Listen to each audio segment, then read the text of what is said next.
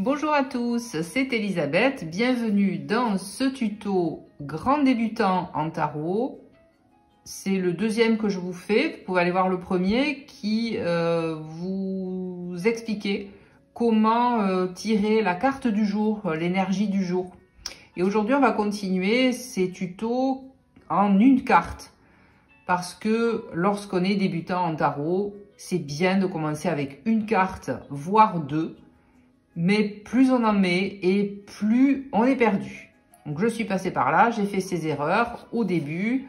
On ne comprend pas trop les cartes parce qu'on n'a pas encore la signification des cartes en tête. Surtout pour le rider, puisqu'on utilise toutes les cartes.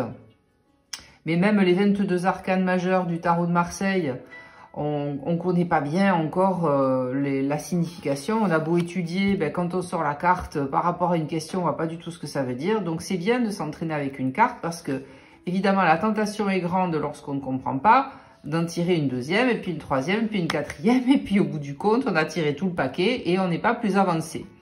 Donc on va vraiment s'entraîner avec une carte, mais vraiment maximum deux. Et donc, ce premier tuto, je vous invite à aller le voir, il est bien sûr sur la chaîne, qui vous explique comment tirer donc la carte du jour. Ici, ça va être toujours en une carte pour répondre à des questions très simples qui vont être des questions dont la réponse va être oui ou non. Je vous ai déjà dit que c'est vrai que ce n'est pas les questions les plus intéressantes. Les questions oui ou non, en fait, qu'est-ce qui va se passer? On aura une réponse oui ou non, et puis, et alors, on fait quoi avec ça? Alors, quand c'est une question qui va demander d'être travaillée un peu plus en profondeur, qui va demander un accompagnement, donc du coaching, eh bien, évidemment, on va éviter de poser ce genre de questions. On va plutôt poser des questions en comment faire pour que, ou qu'est-ce que je dois faire pour, mais oui ou non, ça laisse la personne, évidemment, sans trop de solutions.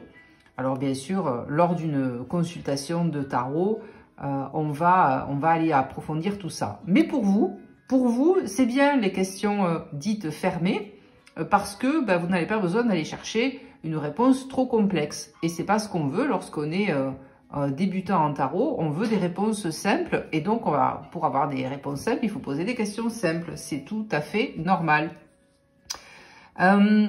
Également, prenez l'habitude de ne pas poser 50 000 questions au tarot en même temps. Restez sur une seule question. Vous pouvez poser plusieurs questions à la suite. Une fois que vous avez fait un tirage, bien sûr, vous pouvez en poser une autre sur un autre sujet. Mais évitez de poser dans la même question plusieurs questions. Pourquoi ? Parce qu'en fait, le tarot, c'est nous, bien entendu, c'est nous. On va se projeter dans ces cartes-là. Et donc, en fait, c'est comme un canal, c'est comme un médium pour avoir accès à notre partie inconsciente qui a énormément de réponses puisque elle traite beaucoup d'informations. Donc en fait, elle a toutes les réponses dont on a besoin. Mais on ne sait pas trop comment y accéder à cette partie-là. Donc le tarot, c'est un moyen de faire ça. Et bien entendu, c'est un moyen aussi d'envoyer une question à notre cerveau. Donc sa partie justement inconsciente, donc je ne sais pas si elle est dans le cerveau ou dans une autre partie du corps, mais ça c'est un autre sujet.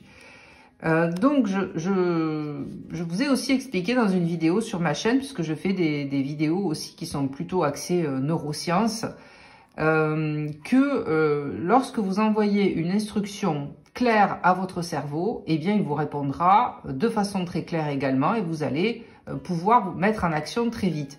Et la plupart du temps, en fait, on ne sait pas poser des questions. Et ça pourrait évidemment faire l'objet d'une autre vidéo parce que je pourrais vous en parler à longueur de journée, de la façon de poser des questions, surtout en étant coach, puisque c'est le cœur de mon métier, le questionnement puissant, comme on dit, l'art de poser des questions.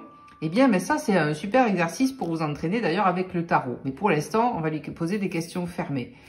Mais en tout cas, lorsque vous posez une question trop vague ou que vous parlez avec quelqu'un et que vous posez des questions trop vagues, eh bien vous n'aurez jamais de réponse et vous n'allez pas du tout savoir comment faire. Plus votre question sera précise, plus la réponse sera précise. Avec le tarot, eh bien c'est pareil.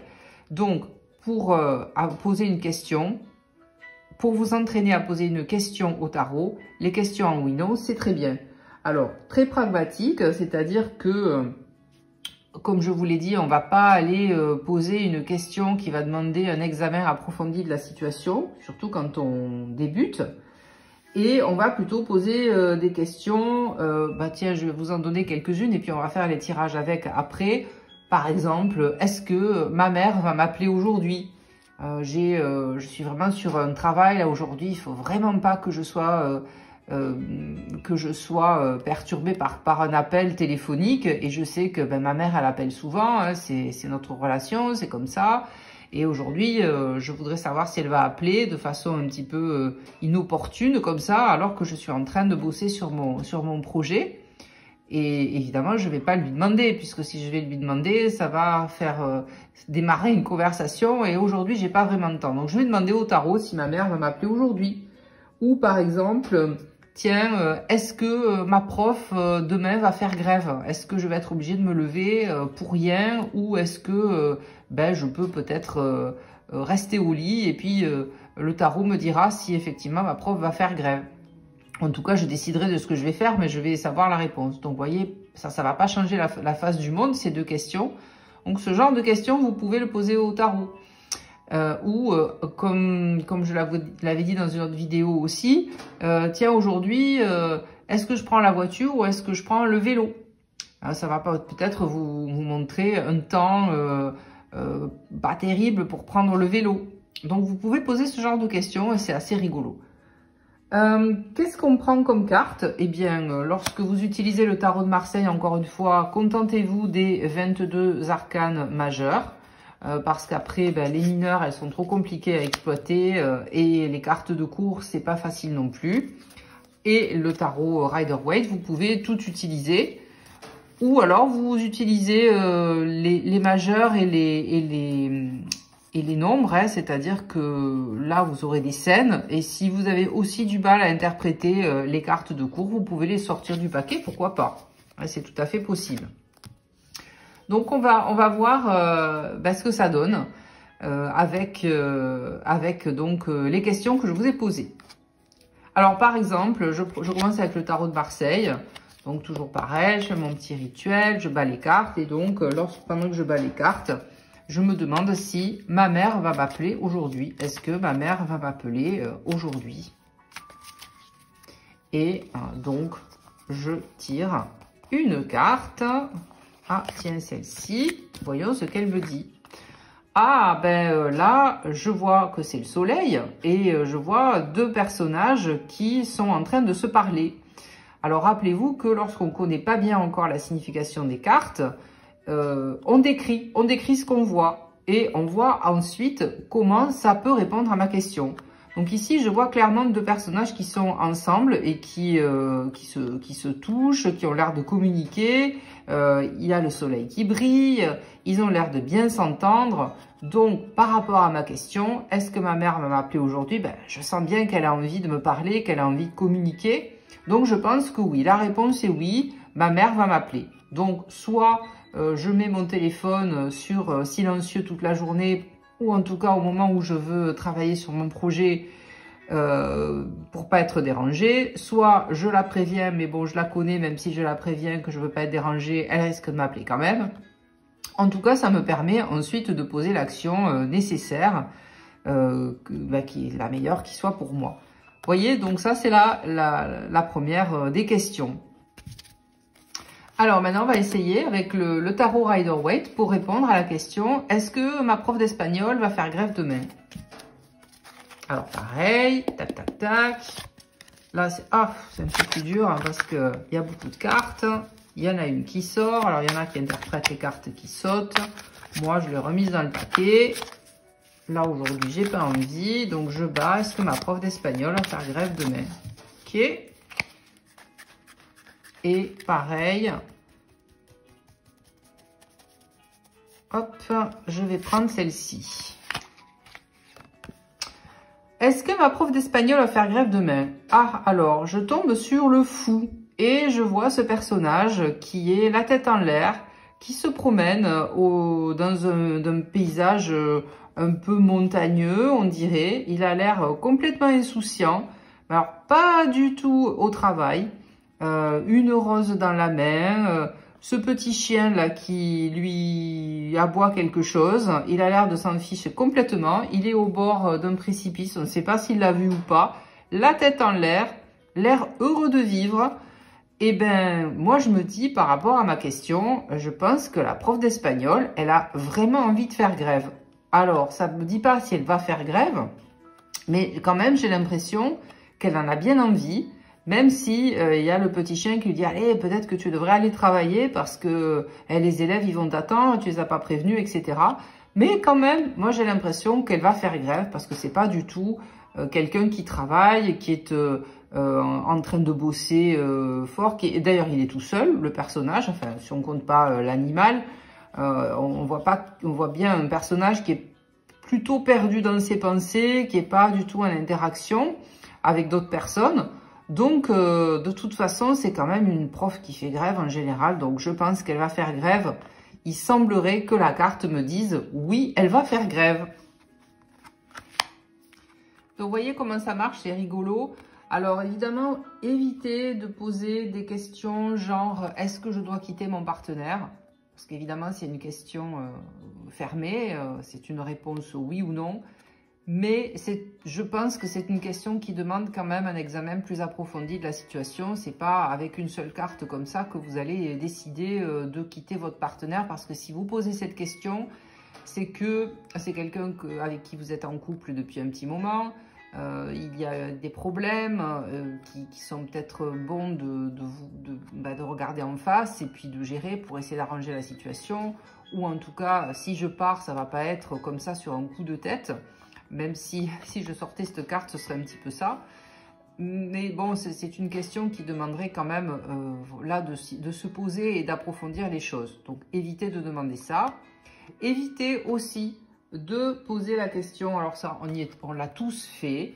On l'a tous fait, même si je vous dis d'éviter de le faire, vous allez quand même essayer de poser la question genre, est-ce qu'il m'aime vraiment? Ou est-ce qu'il m'aime tout court? Ou est-ce qu'elle m'aime, bien entendu? Alors, pourquoi il faut éviter de poser ce genre de questions? Ben déjà parce que c'est vraisemblablement une question qui essaie de rentrer dans la tête de votre partenaire, dans la tête d'une autre personne pour essayer de deviner ce qu'il pense ou ce qu'il ressent. On a tous essayé de faire ça avec le tarot ou avec autre chose d'ailleurs, essayer de deviner les pensées de quelqu'un. Alors moi, je vais vous donner un moyen pour savoir ce que quelqu'un pense. La façon la plus simple et la plus directe, c'est de lui demander. Alors, bien entendu, la personne peut éviter de vous dire ce qu'elle pense, surtout si c'est une situation gênante. Cela dit, il y a des moyens quand même, déjà dans les mots qu'elle va utiliser, dans le langage corporel, tout un tas de signaux en fait non verbaux qui vont vous indiquer la réponse à votre question, que vous ne pouvez pas voir dans une carte de tarot. Et en plus, le tarot est quand même principalement un outil de travail sur soi. Et c'est comme ça que je l'utilise, bien entendu, la plupart du temps. Je fais de la divination, mais c'est pas la partie Enfin, c'est rigolo si vous voulez, mais lorsque je suis... là, je le fais pour moi, mais lorsque je suis avec quelqu'un en consultation, je préfère qu'on ait une consultation basée sur du coaching, c'est-à-dire... On voit la situation, on voit ce qui peut arriver si on ne fait rien et on va aller trouver des solutions. On est là pour aider les gens et pas pour les enfermer dans une situation qui ne leur convient plus, bien entendu. Donc, si vous demandez est-ce qu'il m'aime encore ou est-ce qu'il m'aime tout court, en fait, vous vous extirpez de la question, vous extirpez de la situation, vous essayez d'aller voir dans la tête de l'autre. Et ça, en fait, c'est du voyeurisme. Et ça, par contre, le tarot n'aime pas. En fait, le tarot, c'est nous, je le répète encore une fois. Et est-ce que vous aimeriez, vous, qu'il y ait quelqu'un qui rentre dans votre tête pour voir ce que vous pensez? Non, ça, c'est notre grande hantise, d'ailleurs, hein, qu'on arrive à un jour une société où on puisse être surveillé de l'intérieur, hein, c'est-à-dire qu'on arrive à connaître nos pensées, qu'il y ait une police de la pensée, comme dans 1984. Donc non, évidemment qu'on n'a pas envie. Donc pourquoi on le ferait à quelqu'un d'autre si nous, on n'aimerait pas qu'on nous fasse ça? Donc on n'aime pas, non, le tarot n'aime pas. Une question plus intéressante à vous poser serait bien évidemment de prendre la même question et de dire « Est-ce que moi, je l'aime encore, cette personne ?» Et là, vous pouvez avoir des réponses intéressantes avec le tarot. C'est déjà une question un peu plus psychologique, un peu plus profonde. On change un petit peu de niveau de question, de questionnement. Donc, si vous êtes grand débutant en tarot, je vous conseille d'éviter ce genre de questions au début. Quand vous vous sentirez un peu plus à l'aise avec les cartes, pourquoi pas. Mais là, ça va être... voilà, c'est pas encore le genre de questions qu'il serait bien de poser. Alors, je ne résiste pas à l'envie de faire de vous donner un dernier exemple avec un autre tarot que j'ai reçu hier, qui est absolument magnifique. C'est le Pastoral Tarot. Il est magnifique, il est illustré par Lisa Hunt, qui est une illustratrice américaine. Et il est tout dans ces tons pastels très lavande, des tons très bucoliques. Vous voyez le dos des cartes déjà comme il est beau. Avec ces papillons, les coccinelles, les brins de lavande, donc tout est dans ces tons lavande, c'est très très beau. Et vous voyez, ce sont des cartes qui montrent des scènes de la vie agricole, la vie rurale américaine. Et surtout, leur particularité, c'est que les cartes sont en mode paysage au lieu d'être en mode portrait. Hein, donc on a des petites vignettes comme ça. C'est vraiment très très intéressant.